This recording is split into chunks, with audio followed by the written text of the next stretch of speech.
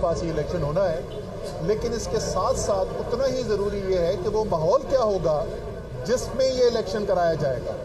और ये बड़ी अहम बात है और सुप्रीम कोर्ट भी इसको ऑब्जर्व कर रही है और पूरी कौम को भी देखना चाहिए इसको कि जब पहले दिन सुप्रीम कोर्ट के चीफ जस्टिस साहब ने तमाम पार्टियों से ये यकीन दहानी मांगी और उन्होंने कहा कि हमें कमिटमेंट चाहिए कोर्ट को कि आप बाहर ऐसा माहौल पैदा करने में मददगार मुआविन साबित होंगे कि जिसमें एक साफ शफाफ आज़ादाना इलेक्शन कराया जा सके।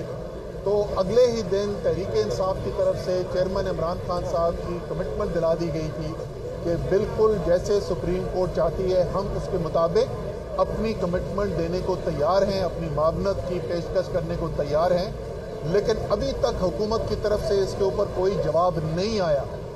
शायद इसलिए जवाब नहीं आ रहा क्योंकि बाहर जो उन्होंने इस वक्त माहौल बनाया हुआ है वो एक आइन और कानून से मावरा माहौल बनाया हुआ है जिसके अंदर लोग उठा लिए जाते हैं और ये पता नहीं चलता कि कौन उठा के ले गया और क्यों उठा के ले गया है। जहाँ पर एक शख्स को एक मुकदमे में गिरफ्तार किया जाता है और उसकी ज़मानत होती है तो दूसरे में और फिर तीसरे में और फिर चौथे में और पूरे पाकिस्तान घुमाया जाता है।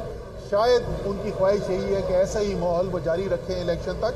तो हमें उम्मीद भी है और यकीन भी है कि सुप्रीम कोर्ट का जो फैसला आएगा उसके अंदर न सिर्फ वाज़े तारीख का तयन होगा बल्कि तमाम जो लोग हुकूमतें हैं, जो सियासी पार्टियां हैं, जितने इदारे हैं, सबको बांधा जाएगा कि आइन और कानून के मुताबिक जैसा एक माहौल होना चाहिए, साफ शफाफ आज़ादाना इलेक्शन का वैसा माहौल भी फराहम किया जाएगा। जी अच्छा जी, आज की जो समाअत है उसमें जो सबसे अहम बात यह है कि सुप्रीम कोर्ट ने दो चीज़ें कहा है कि सियासी जमातें आपस में तय कर लें तो बेहतर है, अदरवाइज वो ऑर्डर के ज़रिए जो चीज़ें हैं वो तय करेंगे। पहला, इलेक्शन की तारीख के ऊपर उन्होंने कहा है कि आपस में बात कर ले।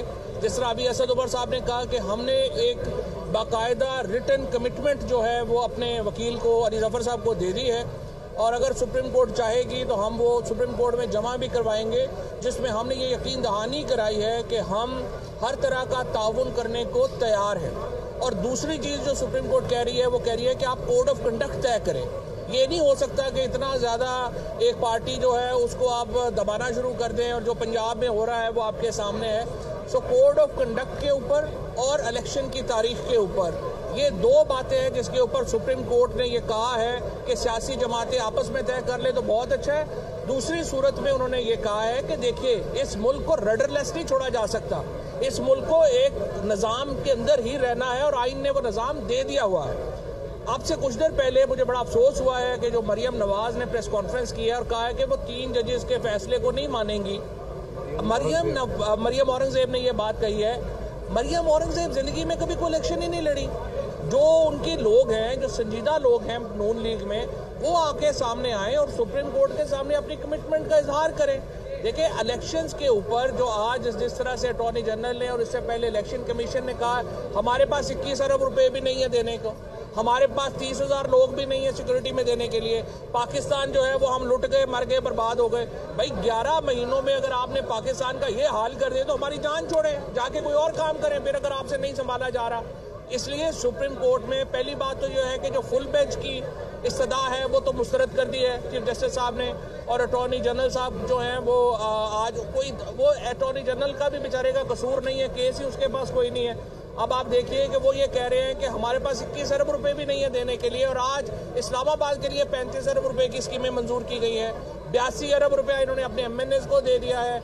10 अरब रुपया के ये लैपटॉप ला रहे हैं। तो मतलब इनको झूठ बोलते हुए, और वो भी पक्के मुंह से झूठ बोलते हुए, कोई प्रॉब्लम ही नहीं होता इनका। ये सारे का सारा जो इनका एक निज़ाम है वो ये है। इसलिए बेंच ये वाजे है, उन्होंने कहा कि इलेक्शन होने हैं, ये आप आपस में तय कर लें या फिर हमने तय करके देना है। और हम पूरी तरह जो तरीके इंसाफ है वो सुप्रीम कोर्ट के पीछे खड़ी है।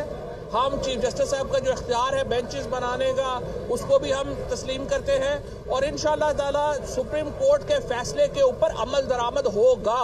किसी की जरूरत नहीं है सुप्रीम कोर्ट के फैसले के ऊपर अमल ना करे। पूरी कौम इस वक्त सुप्रीम कोर्ट के पीछे खड़ी है, सारे वकला सुप्रीम कोर्ट के पीछे खड़े हैं, और इंशाल्लाह ये अगर इस पे कोई हैंकी फेंकी करेगा वो फिर घर ही जाएगा। Thank you.